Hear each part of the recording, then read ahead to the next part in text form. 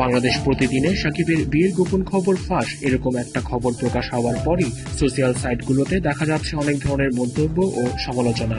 বাংলাদেশ প্রতিদিনকে একটি বিদেশি নম্বর থেকে কল করে এক মহিলা নিজেকে অপু বিশ্বাসের ঘনিষ্ঠ বলে পরিচয় দিয়ে জানান অপু ভালো নেই, তার এই ভালো না থাকার জন্য শাকিব খান দায়ী। অপুকে বিয়ে করেছেন শাকিব এমনও দাবি তার। বিয়ের সাল উল্লেখ করতে পারলেও কোন কাজে অফিসে বিয়ে হয় তার সূত্রটি জানাতে পারেনি।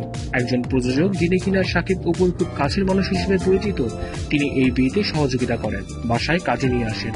গুলশানে শাকিবের বাসাতেই বিয়ে পড়ানো হয় বলে সূত্রটি দাবি করে। ওই প্রযোজক ছিলেন বিয়েতে উকিল বাবা, আর শাকিবের এক চাচাতো ভাই ছিলেন সাক্ষী। অপুর পক্ষে কোনো সাক্ষী ছিল না বলেও দাবি সূত্রের। বিয়েতে কারো পরিবারের অন্য কোনো সদস্য উপস্থিত ছিলেন না বলে তিনি জানান। সূত্র জানায়, মুসলিম রীতি অনুযায়ী সম্পন্ন হওয়া বিয়েতে হিন্দু ধর্মাবলম্বী অবন্তী বিশ্বাস অপুর নাম কাবিননামায় অপু ইসলাম খান নামে লিপিবদ্ধ করা হয়। অপুর ঘনিষ্ঠ সূত্র বলে দাবিদার ব্যক্তি বলেন, বিয়ের পর বেশ সুখী দিন কাটছিল তাদের।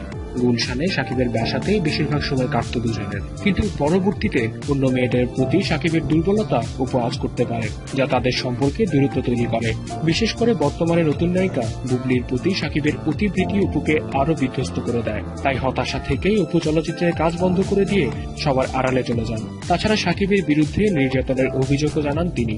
তবে সূত্রে দেওয়া তথ্য মতে অপু কোনোভাবেই সাকিবকে ডিভোর্স দেবেন না, সাকিবকে নিয়ে সংসার করবেন তিনি। সূত্র জানায়, অপু বিশ্বাস এই বছরের শেষ দিকেই দেশে ফিরবেন। এ সময়ের মধ্যে সাকিবের কাছ থেকে কোন রকম ইতিবাচক সাড়া না পেলে সংবাদ সম্মেলন করে সাকিবের অনেক অজানা তথ্য সবাইকে জানিয়ে দেবেন অপু। এক্সক্লুসিভ সব নিউজের জন্য আমাদের সাবস্ক্রাইব করুন।